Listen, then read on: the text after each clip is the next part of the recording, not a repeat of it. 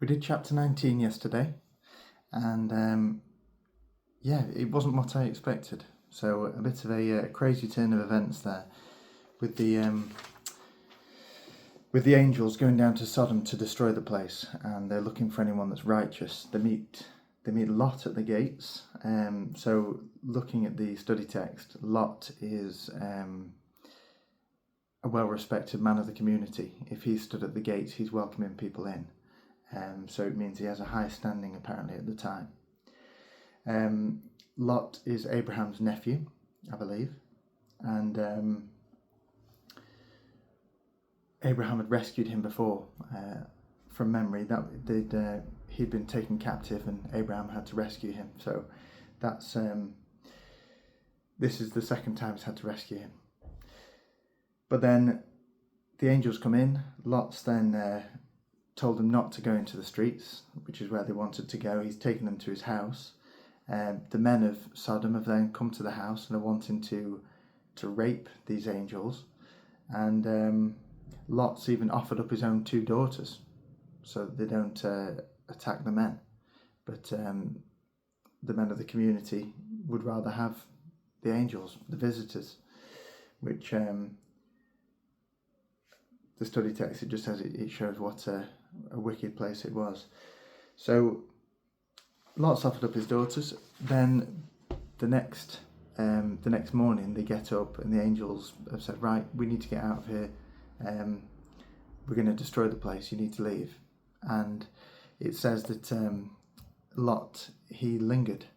So he hesitated in leaving, which means he was attached to Sodom. And his wife as well, when she gazed back on the city in longing, she obviously loved the place. But the place that they ran to, Zoar, was originally going to be destroyed as well, and it was Lot that had asked that it doesn't be destroyed, asked for it not to be destroyed. So it's spared at the last minute. But the Hebrew word, so Zoar in Hebrew means little, and he was saying it's only a little one. Can you spare it? It's all pulverized, so the angels completely destroy the place. It's turned into a complete wasteland, and total destruction of the place. Lot's wife looks back and she's turned into a pillar of salt. So it says here, Lot's wife becomes part of the landscape, resembling one of the natural salt formations in the southern Dead Sea Basin. So she's gone. But then, of course, originally, Lot said he didn't want to dwell in the hills. He was scared to do that. He wanted to go to Zoar, and then completely reversed on that. He was afraid to stay in Zoar and wanted to dwell in the hills and lives in a cave there. His 2 daughters think this is a worldwide apocalypse sort of thing, and think they'll never meet another man. So they take it upon themselves to sleep with the dad, and they end up having kids themselves. So there was the Moabites was one of them, and the Moabites. So the firstborn had a son called Moab, and they became the Moabites. So Moab means from a father in Hebrew, and then the youngest had a son called Ben-Ami, and that means son of my people. So that kind of brings us up to where we were, but not a good time in that last chapter. Bit of a hectic period. So we'll move on to chapter 20. We'll do chapter 20 and 21. Abraham and Sarah at Gerar. From there Abraham journeyed toward the territory of the Negeb, and dwelt between Kadesh and Shur, and he sojourned in Gerar. And Abraham said of Sarah his wife, she is my sister. And Abimelech, king of Gerar, sent and took Sarah. But God came to Abimelech in a dream by night, and said to him, behold, you are a dead man because of the woman whom you have taken, for she is a man's wife. Now Abimelech had not approached her, so he said, Lord, will you slay an innocent people? Did he not himself say to me, she is my sister? And she herself said, he is my brother. In the integrity of my heart and the innocence of my hands I have done this." Then God said to him in the dream, "Yes, I know that you have done this in the integrity of your heart, and it was I who kept you from sinning against me. Therefore I did not let you touch her. Now then, restore the man's wife, for he is a prophet, and he will pray for you, and you shall live.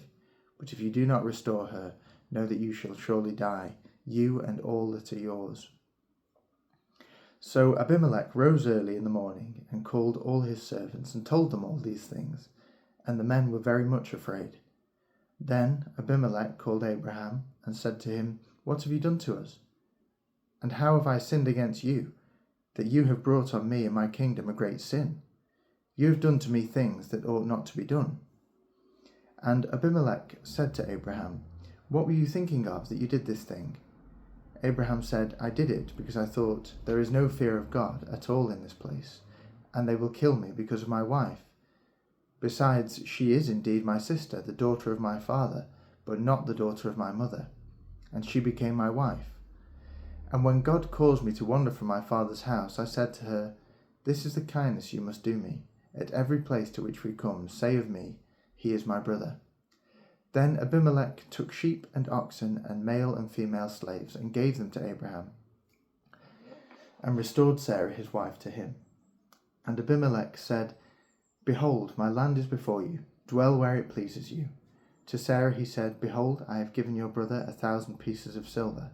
It is your vindication in the eyes of all who are with you, and before everyone you are righted.' Then Abraham prayed to God, and God healed Abimelech, and also healed his wife and female slaves, so that they bore children. For the Lord had closed all the wombs of the house of Abimelech because of Sarah, Abraham's wife. Chapter 21. The birth of Isaac.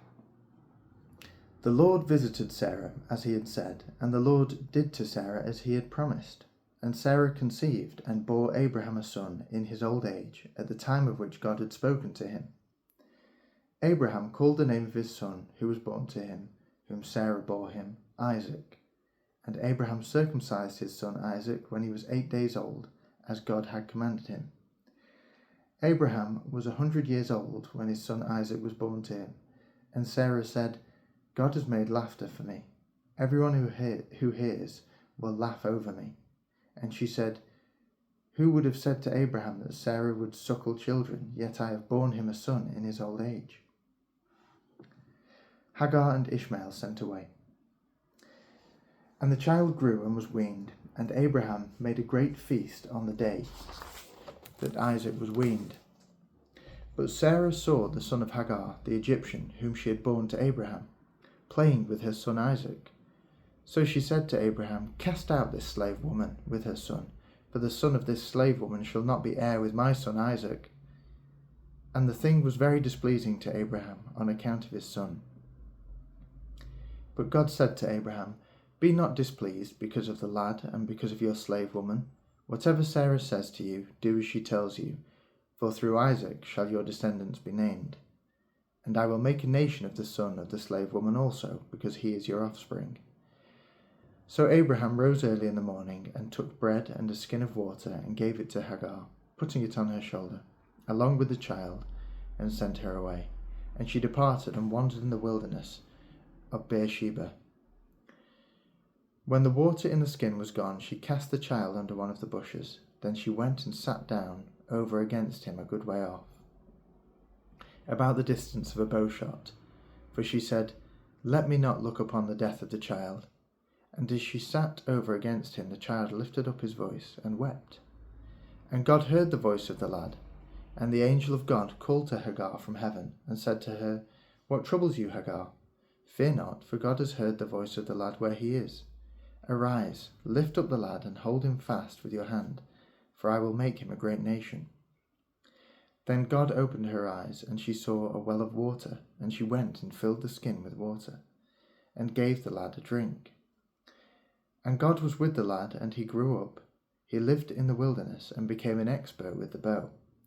He lived in the wilderness of Paran, and his mother took a wife for him from the land of Egypt. Abraham and Abimelech make a covenant. At that time, Abimelech and Phicol, the commander of his army, said to Abraham, God is with you in all that you do. Now therefore swear to me here by God that you will not deal falsely with me, or with my offspring, or with my posterity. But as I have dealt loyally with you, you will deal with me, and with the land where you have sojourned. And Abraham said, I will swear. When Abraham complained to Abimelech about a well of water, which Abimelech's servants had seized, Abimelech said, I do not know who has done this thing, you did not tell me, and I have not heard of it until today. So Abraham took sheep and oxen and gave them to Abimelech, and the two men made a covenant. Abraham set 7 ewe lambs of the flock apart, and Abimelech said to Abraham, What is the meaning of these 7 ewe lambs which you have set apart? He said, These 7 ewe lambs you will take from my hand, that you may be a witness for me that I dug this well. Therefore that place was called Beersheba, because there both of them swore an oath. So they made a covenant at Beersheba. Then Abimelech and Phicol, the commander of his army, rose up and returned to the land of the Philistines. Abraham planted a tamarisk tree in Beersheba, and called there on the name of the Lord, the everlasting God. And Abraham sojourned many days in the land of the Philistines. Okay. Couple of chapters in there. Again, plenty's happened. Abraham's done his trick of telling the place that he's gone to that Sarah's his wife, Sarah's his sister, which isn't a lie, as he explained. But yeah, I'll have a look through the study text and see what's said. But he's cast out Hagar and the son that he had with Hagar. So we'll see what happens. See you next.